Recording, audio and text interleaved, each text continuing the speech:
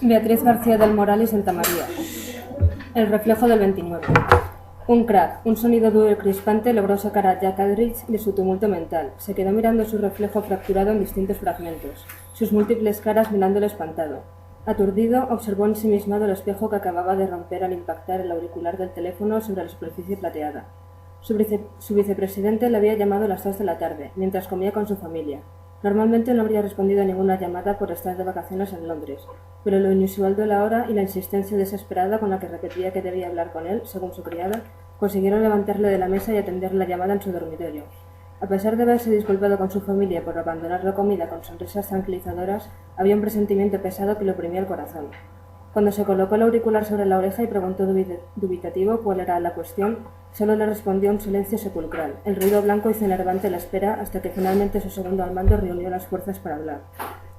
A veces recordaba ese momento y deseó que no lo hubiera hecho y simplemente hubiera colgado otra vez, que lo hubiera dado aunque fuera solo unas horas más de despreocupada ignorancia, únicamente un día más de felicidad frente al infierno que se desataría posteriormente. El vicepresidente hablaba con el tono de voz cuidadosamente calmado de quienes han ensayado lo que tienen que decir para evitar perder el control sobre sus emociones y sumirse en la desesperación.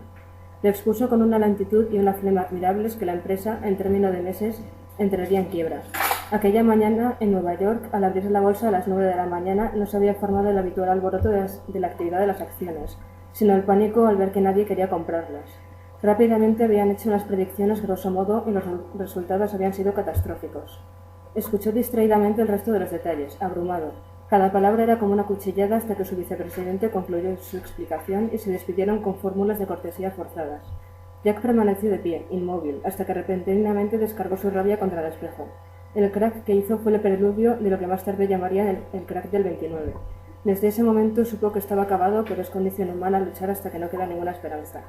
Tenía una fábrica de automóviles que intentó mantener a flote por todos los medios. Ofrecieron ofertas, por mil y una argucia intentaron convencer a sus prestamistas que les dejaran más tiempo antes de devolverles el dinero invertido, despidieron empleados, redujeron los salarios, trataron de vender los coches que les sobraban en stock a chatarrerías, pero todo fue en vano. El patrimonio y el nombre de los Aldrich fue destruido. Se arruinaron por pagar las deudas, pidieron más préstamos a intereses desorbitados. Era una vertiginosa espiral sin escapatoria, un ritmo frenético que los llevaba cada vez más a las profundidades del abismo. A medida que pasaba el tiempo, la personalidad de Jack fue cambiando, transformándose en alguien que ni sus amigos ni su familia reconocían ya. A veces le parecía que Mr. Hyde simplemente había estado esperando el momento oportuno para apoderarse de su persona. Era consciente de su comportamiento. Cada vez que se dejaba llevar y descargaba su frustración con los que estaban a su alrededor, sentía una parte de su alma morir.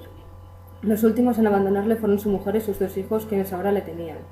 Un día ella le comunicó que volvía con sus padres a Ciudad del Cabo, que se despidió esperando a volver a verle y efectivamente él nunca le volvió a ver.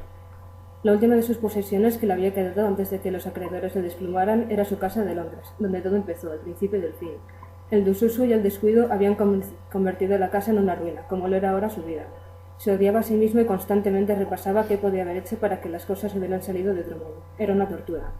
Contempló el espejo. Precisamente su vida había terminado hecha trizas. El espanto y el miedo seguían reflejándose en su rostro. Estaba harto de mirarse al espejo todos los días y aborrecer a quien le devolvía la mirada. Una sacudida por su parte resultó en la caída de los trozos que se mantenían precariamente juntos. Jack tomó aquello como la solución definitiva.